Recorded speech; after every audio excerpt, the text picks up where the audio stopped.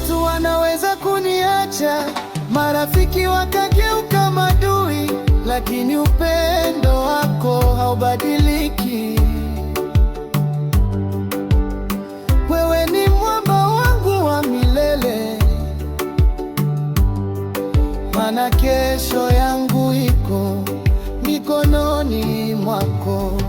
Sio kwa njaa ama chakula, sio kwa magonjwa au ufukara, sio hata kwa kudharauliwa na watu.